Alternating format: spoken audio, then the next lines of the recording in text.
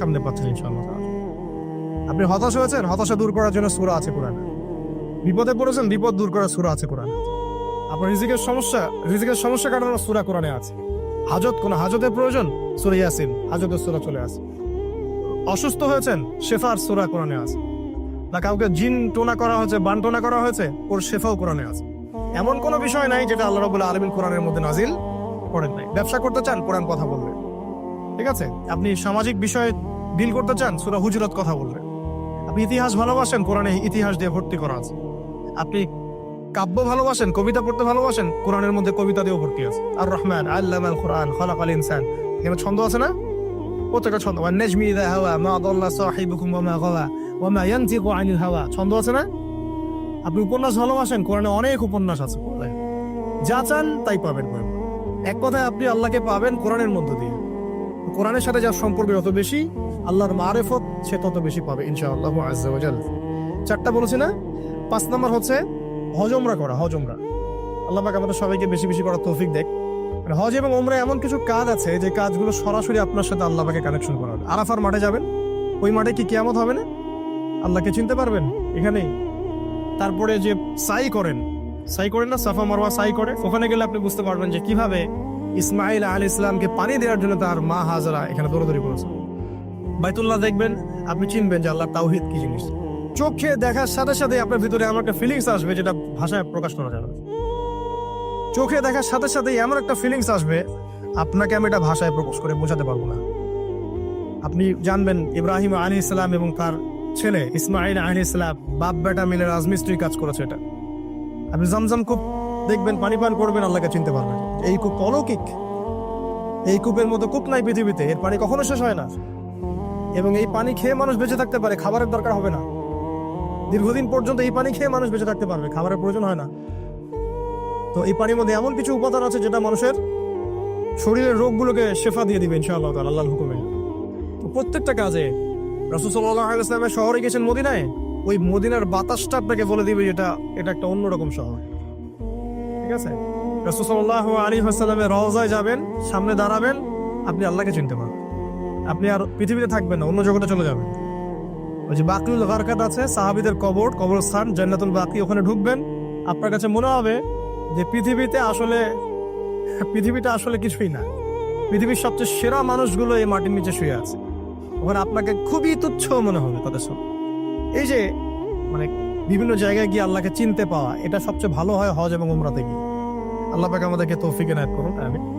এটা একটা আল্লাহকে পাওয়ার দোষ। যাদের হজ ফরজ হয়ে গেছে অবশ্যই হজ করে ফেলবেন, আর যাদের সামর্থ্য আছে তারা বেশি বেশি উমরা করবেন। নবী সাল্লাল্লাহু আলাইহি ওয়াসাল্লাম বলেছেন, এক হজ পরের হজের মধ্যে যত গুনাহ মাফ করিয়ে দেয়, এক উমরা পরের উমরার মধ্যে যত গুনাহ সেগুলোকে মাফ করিয়ে দেয়। আল্লাহ পাক আমাদেরকে এই আমলগুলো করার তৌফিক এনায়েত করুন। 6 নম্বর বলছি জিকির। আল্লাহ পাকের জিকির বাড়াতে হবে। যে আল্লাহ পাকের জিকির যত বেশি করবে, সে আল্লাহ পাকের মারিফত তত বেশি উপলব্ধি করবে, আল্লাহকে পাবে ইনশাআল্লাহ। আর এই জিকির করার জন্য ওযুও শর্ত নয়, জানেন? আল্লাহর জিকির করার জন্য কিন্তু ওযু শর্ত নয়। আপনি মনে মনে চলতে ফিরতে অলওয়েজ সুবহানাল্লাহ, আলহামদুলিল্লাহ, আল্লাহু আকবার, লা ইলাহা ইল্লাল্লাহ, আস্তাগফিরুল্লাহ করতেই থাকতে পারেন। কষ্টের কিছু আছে? খালি জবান চলবে। মাঠে কাজ করছেন, ওই যে লাঙল দিয়ে কাজ করছেন, সেচ দিচ্ছেন, আপনি পড়তে থাকবেন আস্তাগফিরুল্লাহ ওয়া আতুবু ইলাইহি, লা হাওলা ওয়ালা কুওয়াতা ইল্লা বিল্লাহ, সুবহানাল্লাহ, আলহামদুলিল্লাহ, লা ইলাহা ইল্লাল্লাহ, আল্লাহু আকবার। কোনো সমস্যা নেই। রান্না বান্না করছে মেয়েরা, এটা করতে করতে পড়তে পারবে না? গাড়ি ড্রাইভ করতে করতে আপনি পড়তে পারবেন লা ইলাহা ইল্লাল্লাহ ওয়াহদাহু লা শারীকা লাহু, লাহুল মুলকু ওয়া লাহুল হামদু ওয়া হুয়া আলা কুল্লি শাইইন কাদির। যে কোনো কাজ করতে করতেই ইল্লাল ইস্তিনজা বাদ দিয়ে। ইস্তিনজা কি জিনিস? প্রসাব পায়খানা। এই সময় এগুলো মুখ দিয়ে বলবেন না, দরকার নাই। আপনি এখানে এরপরে যে সময়গুলো আছে এগুলোতে আপনি জিকির বাড়াবেন। যে যত বেশি জিকির করবে তার কলব তত বেশি পরিচ্ছন্ন হবে। যার কলব যত পরিচ্ছন্ন, আল্লাহর নূর তার কলবে তত বেশি আসবে, সে আল্লাহ পাকে তত কাছে পাবে ইনশাআল্লাহু আযজা ওয়া জাল। 7 নাম্বার দোয়া ইস্তেগফার বাড়িয়ে দেয়। আল্লাহর কাছে বেশি বেশি দোয়া করতে হবে। দোয়া বাড়িয়ে দেন। দোয়ার জন্য হুজুর ডাকতে হবে না। দোয়ার জন্য আমাকে ডেকে বাসায় খাওয়ানোরও দরকার নেই। এখন দোয়ার জন্য আপনি যথেষ্ট। নামাজে দাঁড়ান, নামাজের সেজদায় দোয়া করেন। নফল নামাজ পড়েন, নফল নামাজের সেজদায় দোয়া করেন। নামাজে পড়ে হাত তুলে দোয়া করেন প্রয়োজনে। নামাজে সালাম ফেরানোর আগে দোয়া করেন। যে কোনো ভালো কাজ করেছেন তারপর দোয়া করেন। ঠিক আছে, কোরআন তেলাওয়াত করলেন, দোয়া করেন। তাহাজ্জুদের ওয়াক্তে দোয়া করেন। বৃষ্টি পড়ছে তখন দোয়া করেন। ঠিক আছে, মানে দোয়া কবুলের মোমেন্ট, সময়গুলো, আজান হয়েছে, আজান ইকামতের মাঝখানে দোয়া করেন। এই যে এখন খুতবা হচ্ছে, এই সময় দোয়া করেন, দোয়া কবুল হবে। দিনই মসজিদে বসেছেন, দোয়া করেন, দোয়া করতে থাকেন মনে মনে। যত বেশি আপনি দোয়া করতে পারবেন আল্লাহর কাছে, ইনশাআল্লাহ আল্লাহকে আপনি তত কাছে পাবেন ইনশাআল্লাহ। এটা আল্লাহকে পাওয়ার অন্যতম মাধ্যম। এবং ইস্তেগফার, ইস্তেগফার মানে কি? তওবা করা। আস্তাগফিরুল্লাহাল্লাযী লা ইলাহা ইল্লা হুয়াল হাইয়ুল কাইয়ুম ওয়া আতুবু ইলাইহি। এটা বেশি বেশি পড়বেন, দিনে কমপক্ষে 70 বার বা 100 বার পড়ার চেষ্টা করবেন। আল্লাহ পাক তৌফিক দান করুন। কয়টা বলেছি ভাই? 7টা। আচ্ছা, 8 নম্বর হচ্ছে সদকা করা। সদকা, দান সদাকা আল্লাহর কাছে খুব বেশি পছন্দের। দান সদকা করার জন্য সম্পদ লাগে না, আমার কথা শোনেন। দান সদকা করার জন্য সম্পদ লাগে না, কলিজা লাগে, মন লাগে। বহু বড় বড় মানুষ আছে দান সদকা করতে পারে না, কোটিপতি, জাকাত দেয় না, আছে না? আর বহু গরিব মানুষ ভ্যান চালায়, কৃষি কাজ করে, দেখবেন 100 টাকা দান করে দিল। মন থাকতে হয়, মন, কলিজা বড় থাকতে হয়। তো যাদের কলিজা বড়, মন বড়, তারা দান সদকা করতে পারবে ইনশাআল্লাহ। আর যার মন বড়, সেখানেই তো আল্লাহ নূর আসবে। সংক্ষিপ্ত মনে, সংকীর্ণ মনে আল্লাহ নূর কোত্থেকে আসবে? কথা বুঝতে পারে নাই? তো দান সদকা বাড়ার, আপনি 1 টাকা দান করেন, 5 টাকা দান করেন, হালাল রিজিক থেকে 1 টাকা দান করেন, সেটা আল্লাহর কাছে অনেক বেশি পছন্দের।